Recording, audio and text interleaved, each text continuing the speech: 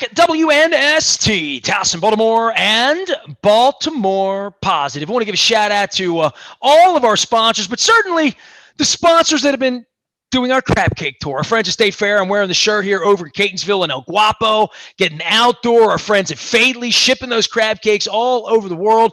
And I keep punting on this Costas thing. I'm going to get over there with Nick and Pete. I got Bucky lined up, the county executive, Johnny O. So I'm lining up planes later in the month to honestly get this thing going. Then off in August, we're going to be crab caking. Made a lot of relationships here with the new website and new brand. I've had a lot of folks reaching out to us this week. We've had some guests on as well. A recurring part of my life over the last 6 months has been Mike Rosenfeld. And I'm going to let him tell you what he does throughout the course of this conversation. But quite frankly, I look at your face on Zoom every week we get together. You've become my priest, rabbi, and consigliere when it comes to helping me get my website together and my digital strategy together and trying to build a crab cake tour. And I know that warmed your heart because you like crab cakes and you like Baltimore and all that stuff. But, man, we met a long time ago in a deep, dark place on the World Wide Web, right? For sure. Actually, I'm still working on crab caking. I'm going to have to work that into my vernacular. Dude, one of the things about this is every recipe is going to be different. So it's going to give a lot of folks a chance to try new things, which is what I'm all about this summer. For sure. I mean, I'm actually looking forward to following your crab caking and your crab cake tour. But yeah, our paths have crossed. It's Baltimore, and our paths have crossed many times over the years. It's not been until recently where we've been able to roll up our sleeves and collaborate and work on all the things you got going. Well, anybody that knows me knows I'm sort of serial in my entrepreneurialness. And back in 2007 and 8, I saw a chance to go to the internet with an AM radio brand. You were the kind of guy I reached to. I reached to everybody in the city at that point, trying to say, hey, how do we go after the Baltimore Sun with sort of a sports vehicle or an online thing? And I built a website back in 07, 08, and I learned a lot. I learned about WordPress and HTML, although I did not speak that language. I don't speak French, but I go to Paris, I would say when my wife got sick, things changed, business changed, sports changed, landscape changed, politics changed, the city changed.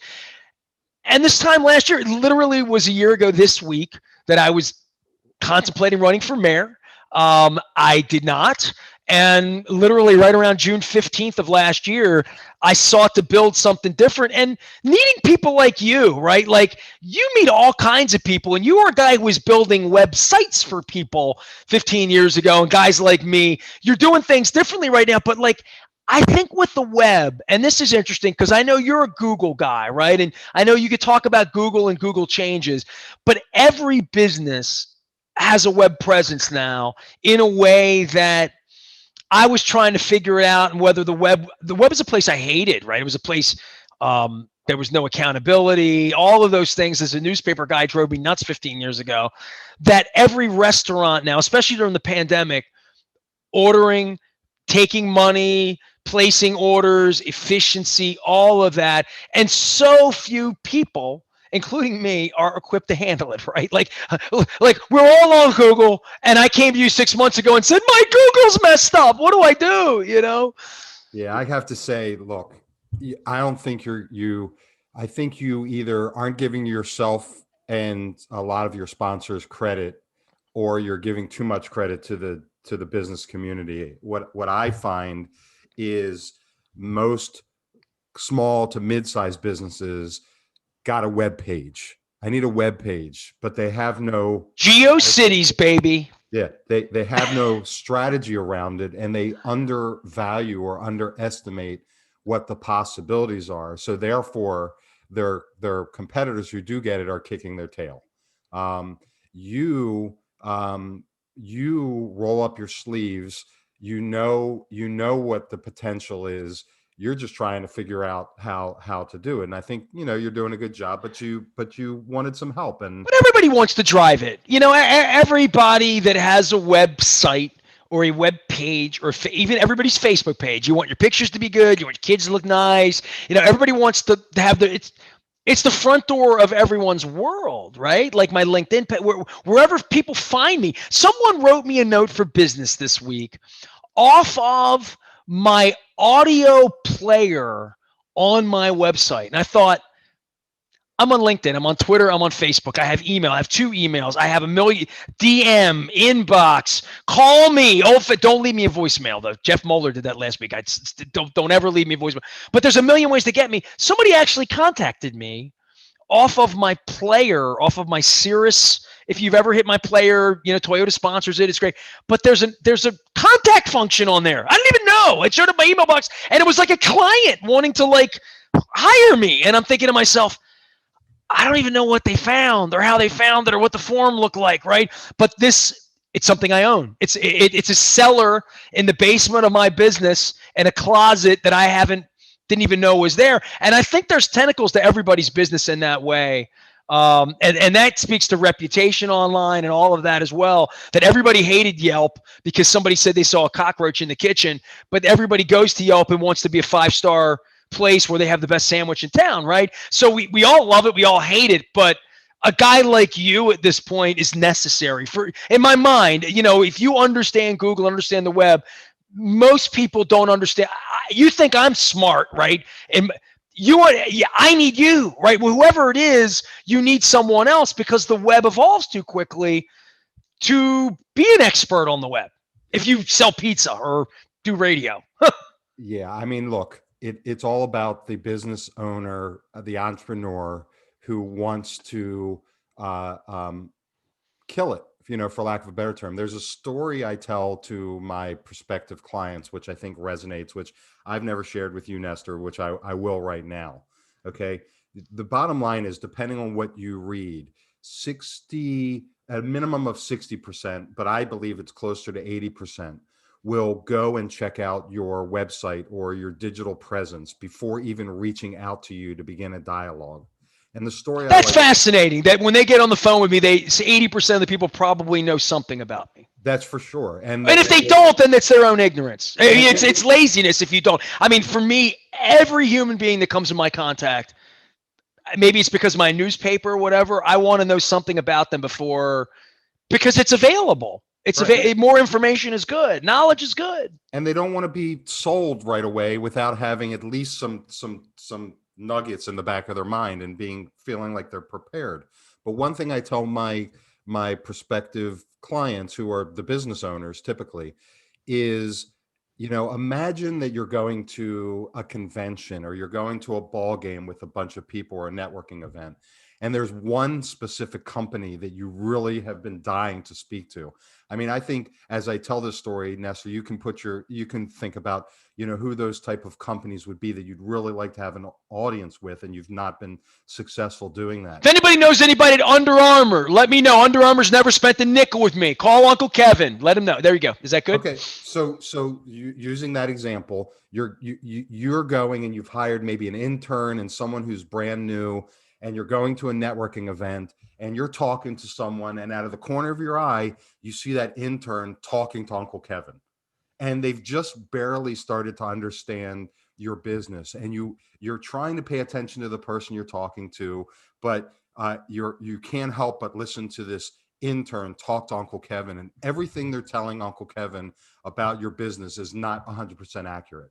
They're not representing you the way you would represent you, and you're dying to get in there and intercept, but before you can, Uncle Kevin's gone, right? And you've lost that opportunity. And that analogy is that a website, if you just throw up a web page, you don't take any effort into making sure it's the first representation and communication about your company to the users that come there. And most of my clients have hundreds, if not thousands, of users a week that come to the website that are sniffing around.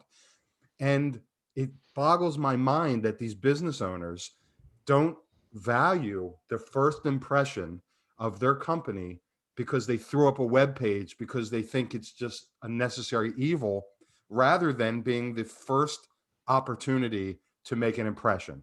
And It's a tool, not right. Literally, and it might be the most important tool. Literally, when you're you're you're going to grab your device and look up, the first thing you're going to see is that long and before you get to the front door. Mike, I travel the world, and you talk about Google, and this is an open door for you to speak to your Googleness.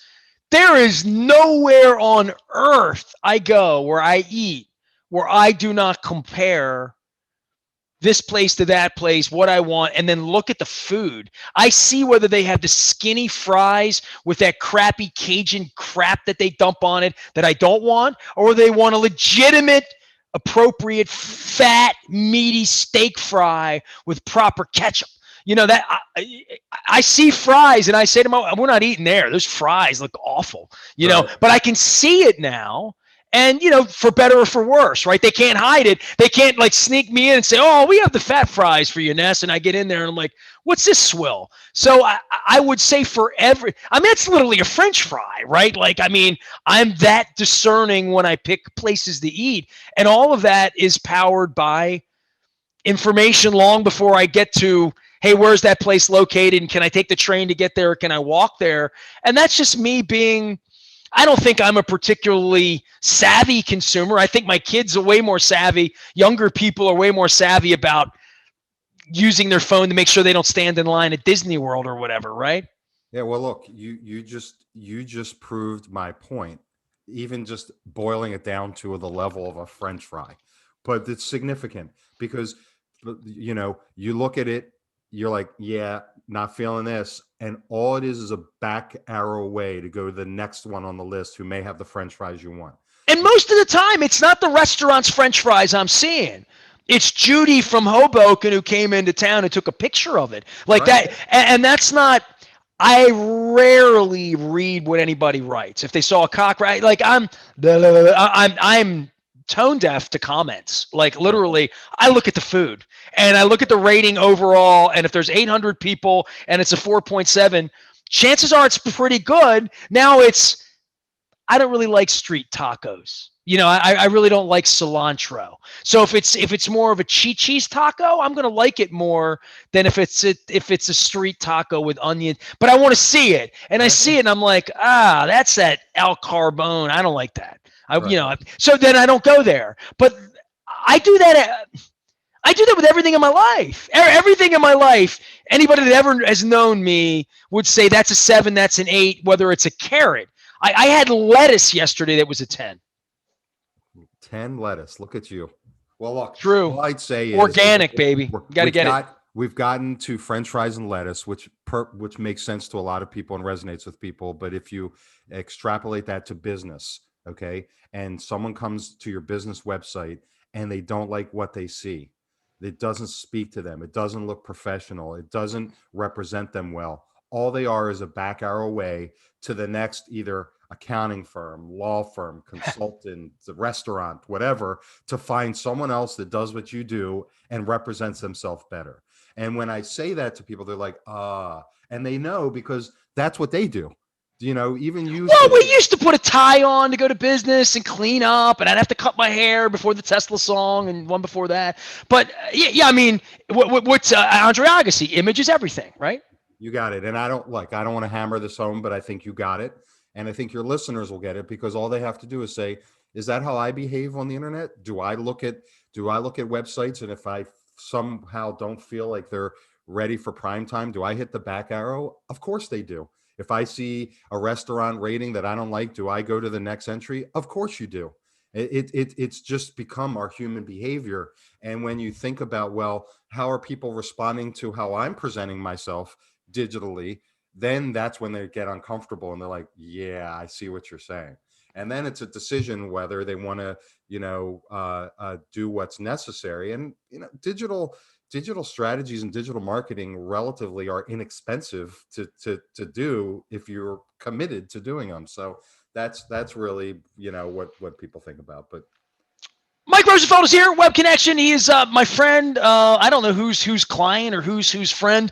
He will become our digital asset around here, and will be a part of our talking points here about not just making websites better, but we all have such a digital experience. And you're a Google expert, right? And we talk about Google and things that happen. I know one thing as a public figure who you could read all sorts of lies about me on the internet that I'm not Holden Caulfield erasing all the FUs about me. But there are, various things that exist, about all of us out on the internet. I would just say for the modern experience of being a surfer and I go here, I do that, there's always people behind it building it, right? And the people that call you, and what's the biggest misnomer about privacy in the internet? Because for me, with Facebook and privacy and Google and privacy and what we're allowed to be served, I'll give you something that happened to me this week. Facebook flagged me, and that's only happened maybe twice that I've been like sort of given an admonishment by Facebook. The one admonishment was the day after Trump did the should we inject bleach. There was a cartoon that looked like a wacky. You're my age. Remember wackies were like fake brands? Mm-hmm. And it was a fake branded sort of wacky for, I don't even know what it was. Clorox? I think it was Clorox. And I shared it as a cartoon art form about a buffoon, fraud, con man, president of the United States telling people to do something outrageous in the middle of a plague. And Facebook like gave me a 12-hour ban last summer for that. 2 days ago, I got an image, disturbing image, questionable image, and I'm thinking, well, I haven't put any boobs up. I haven't put my butt up. I haven't, I don't use the F-bomb all that often. And when I do, it's for purpose. What did I put up? And it was the picture of the dead officer from the Capitol, the overhead image of his body there, and saying, we shouldn't show that. And I thought of that as being a wildly political reach to me. About what is an image and what isn't an image and what should or shouldn't be shared. In my regard, I shared it in regard to Mitch McConnell sort of looking the other way and no speaky, the people who saved his life on January 6th. So that's the political end of me.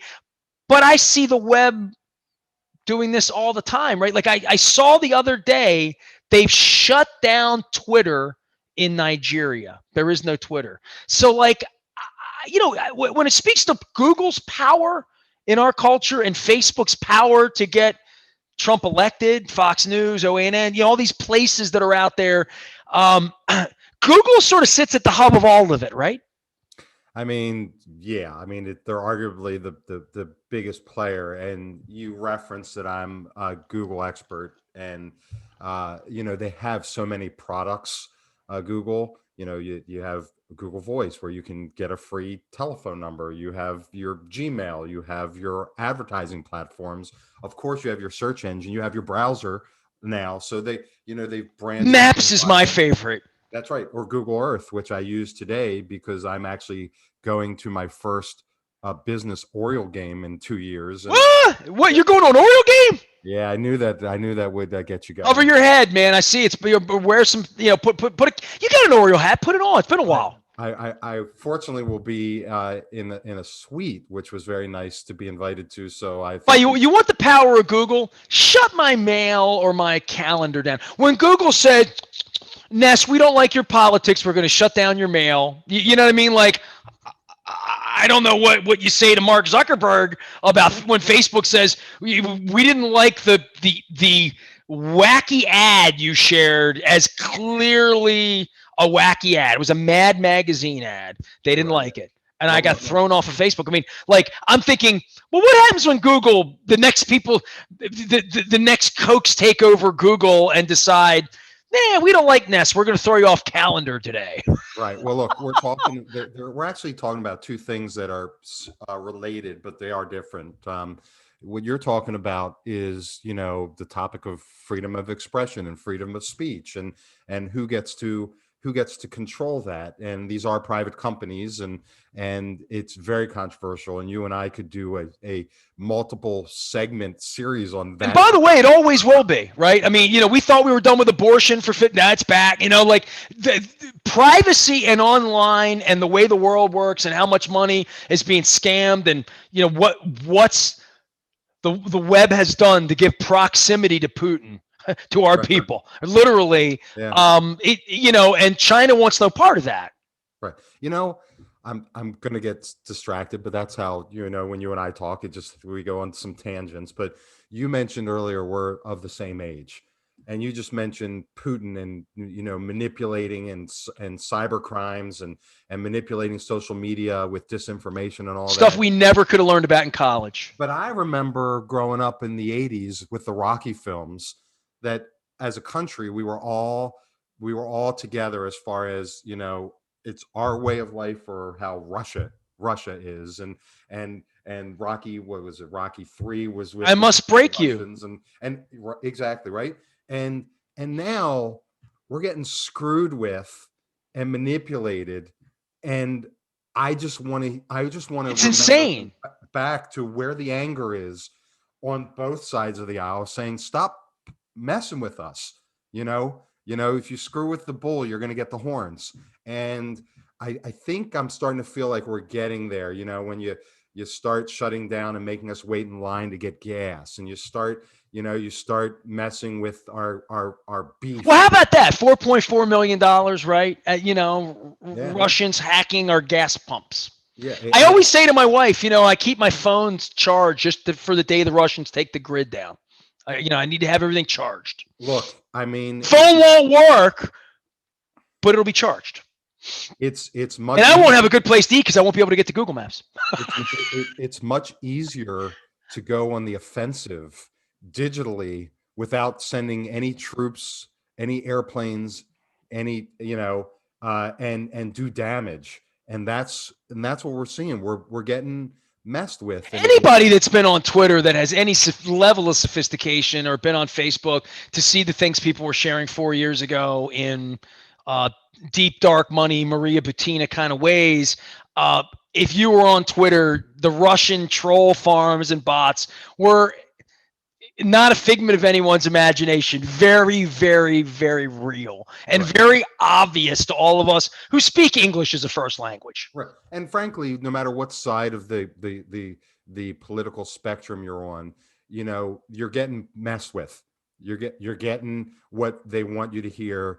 They're pitting us against each other, and instead of being angry at each other, I would love for us to just understand who we should be targeting. But where does Google sit in all that? Google's an American company. Facebook's American. You know what I mean? Like, that's all part of baked into this as to where we've been the last 15 years, in a place that, quite frankly, when I met you, I don't know that Facebook wasn't even there yet. It was MySpace, and it was just for the kids. And, I remember a local business owner, someone I do not do business with, and I will not be having a crab cake with, on their Twitter, using a 3-letter vernacular for gay people on Twitter for tens of thousands of people. And I'm like, dude, you might be a jerk, but you also that may not be good for your business. And I remember him saying to me, oh man, it's just Twitter, man. It's just Twitter. And I'm thinking to myself,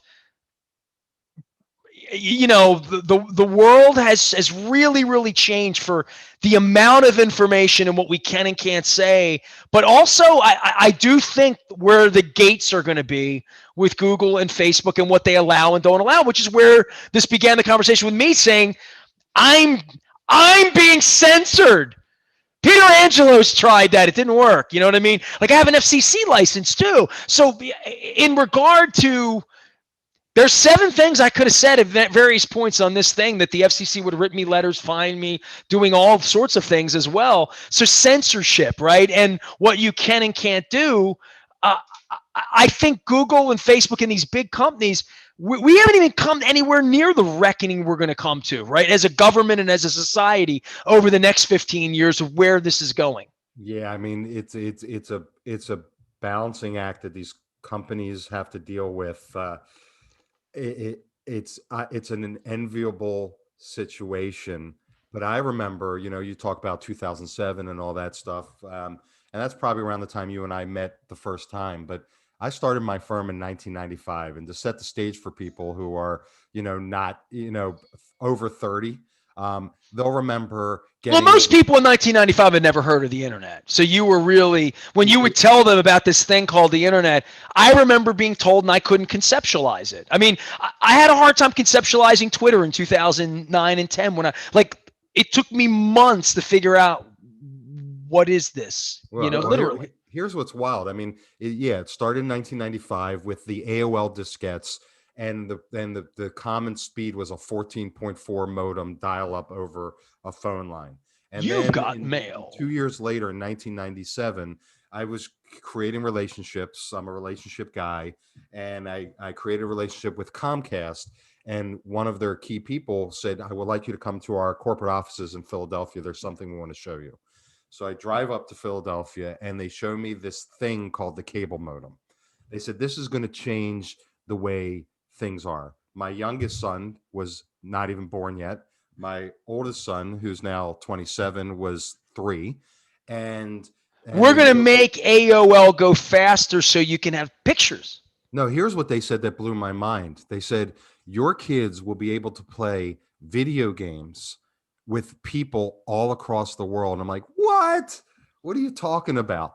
And look, Got to be in the same room to play, that's right. Stratego. You have two controllers. You have you and your buddy next to you, right? I'm like, Don't break my joystick. "That's right." I'm like, "What are you talking about?" And lo and behold, just a few years later, my kids were old enough to play video games, and they were playing with people overseas.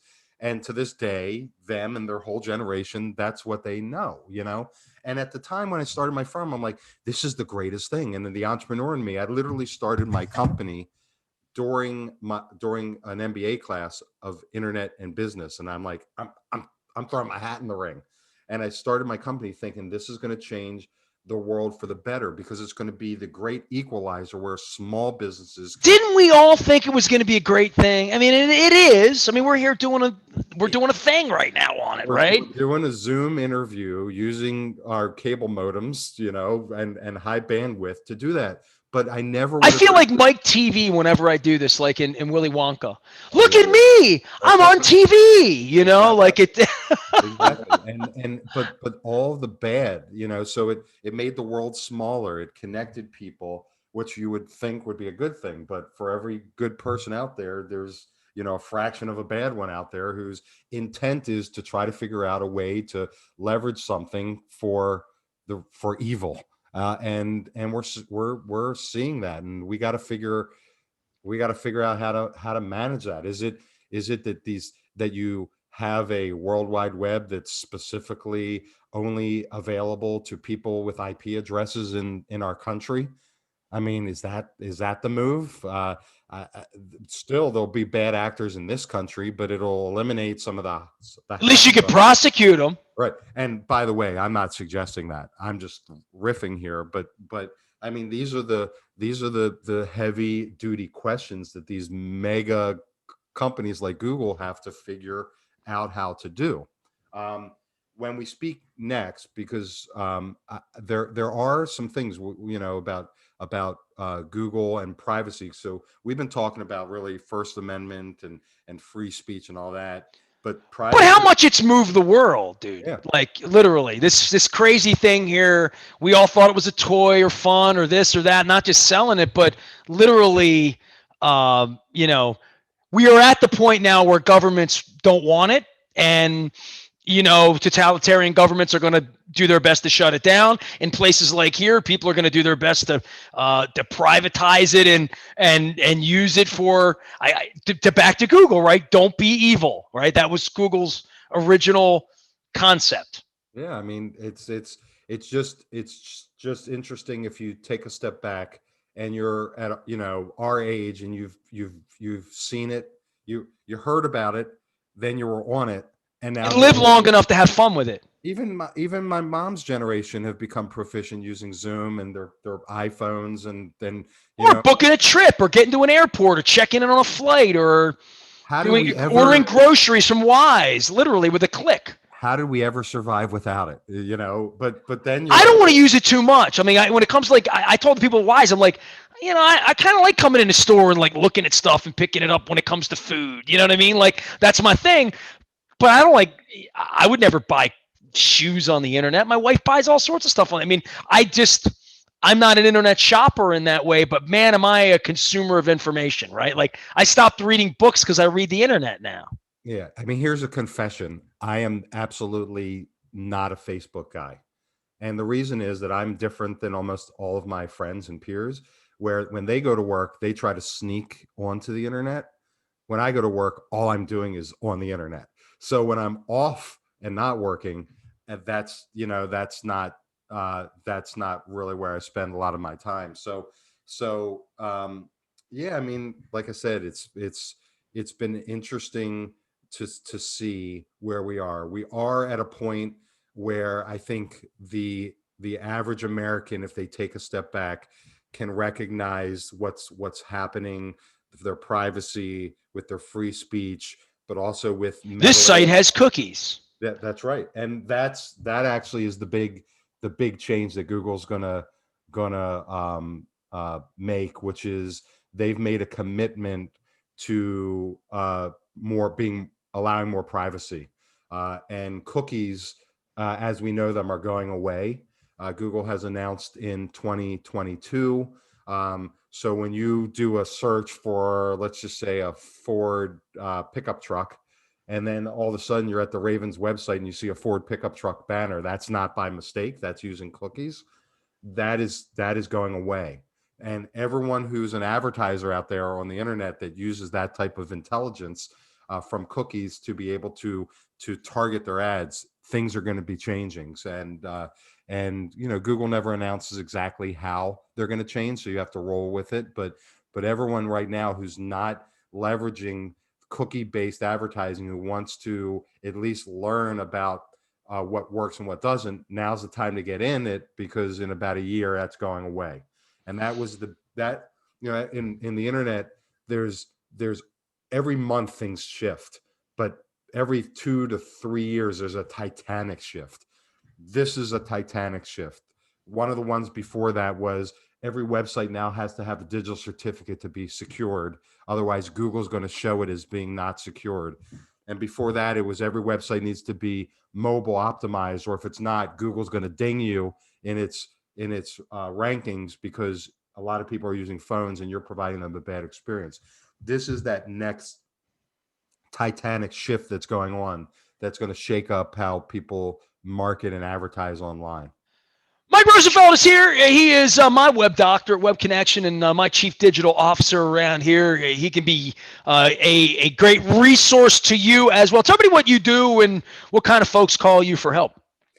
Yeah, so basically, I work with business owners or leadership. Some with long hair and bad Whatever. ideas. Doesn't matter what they look like, but they recognize that they don't have a leader in house to set the strategy for everything: their website, their digital marketing, their content strategy, search engine optimization, everything that touches the internet. Uh, so they want an unbiased third party to come in to lead that initiative, and these are people who are competitive, who don't like losing to their competitors, who recognize their shortcomings and weaknesses, and it's okay. Look, I mean, I called you, but I have no weaknesses. yeah. Let's be clear on that. Well, I would say 99 out of 100 businesses don't have the proper person in place to handle their digital strategy. And if you go back maybe 30 minutes into this interview where we talk about, well, look, the website is the first touch and exposure that someone has to your brand. A lot of small businesses see value in making sure that that first You touch might is want to have a consultant that knows more than you. right. And we do it on a fractional basis, which makes it affordable for most small to mid-sized businesses, so they can have a chief digital officer like their biggest competitors may have at a full-time basis. You don't even charge them more to teach them about NFT. Yeah, that's a whole nother That's series. next week. That's right. We can talk about that. And my kids teaching me about the cartoon video basketball cards, which they've got me into collecting, and I've done pretty well with that and turned over a profit. So that can be another discussion for another day. It beats real gambling, I would say. Beats say. playing the lottery. Mike Rosenfeld, he is a recurring guest around here, Baltimore Positive, my chief digital strategist. I got to come up with a fancier title. And chief is so police chief. There are not a lot of chiefs, though. Don and I talk about that a lot. If you're a chief, that's pretty high praise. I mean, anybody can be a leader. It's hard to be a chief. Mike Rosenfeld, Web Connection, my pal, joining us here. Another Wise conversation as presented by our friends at Wise Markets. We're going to be out on the road doing the Crab Cake Tour in August. I'm going to be doing some stuff in July. We've moved some stuff around with social distancing and mask and indoor and outdoor. Hang with us. I promise the Crab Cake Tour will get out in earnest and get around the places like Costas very, very soon. We are WNST, AM 1570, Towson, Baltimore. We never stop talking Baltimore Positive.